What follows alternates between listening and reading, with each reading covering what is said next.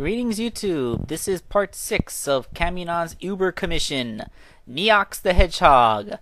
In this drawing he is the guy on the right with the forward-facing spines. Now Neox is mostly a silver figure, although there was some extensive modification in the hand. First of all, I put on some shoulder pads from the Metal Sonic figure.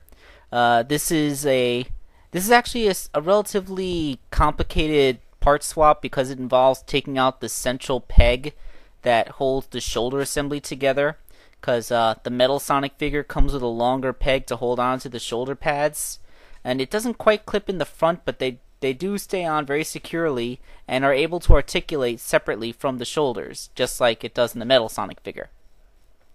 Of course, the hard part was actually modifying the hand so that it will be able to hold a sword, because Neox is a sword-wielding character. As you can see, that pretty much involved cutting all the fingers off and then gluing them back on at a different angle. And I also did the same thing to the palm itself so that it could have more of a curl. It looks a little bit like panelly and stuff, but as you can see, once covered with the clay that would make the armor of his arms and gloves, it looks much more seamless. The left hand didn't really need any modification. It just has the clay bits to make his armor. Armor, which of course looks a lot nicer once it's painted black.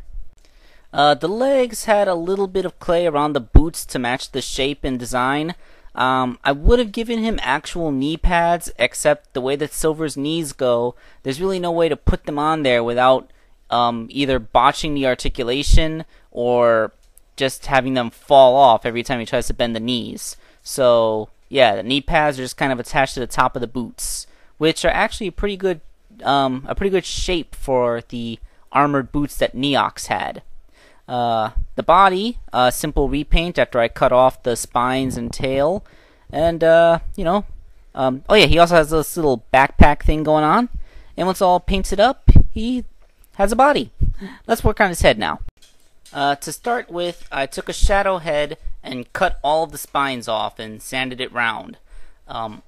If the head looks kind of weird, that's because it's repurposed from another one of my commissions that never got paid for. And once again, saw the chopping block. So I tried using actual spines, but there just weren't any that were the right size or shape. So I pretty much had to make all those forward-facing forehead spines from scratch. Although they do look pretty cool. I kind of like this design. It's, like I said, it's really unique, and I never really saw another character that had a design quite like this. And here it is all painted up. He's a very, very light gray. That's not pure white, it's actually a very light gray, with some blue highlights in his hair and a black rim going around his eyes. Yeah, that looks pretty cool. Check out his little accessory. Neox's weapon is like a thin-bladed straight sword.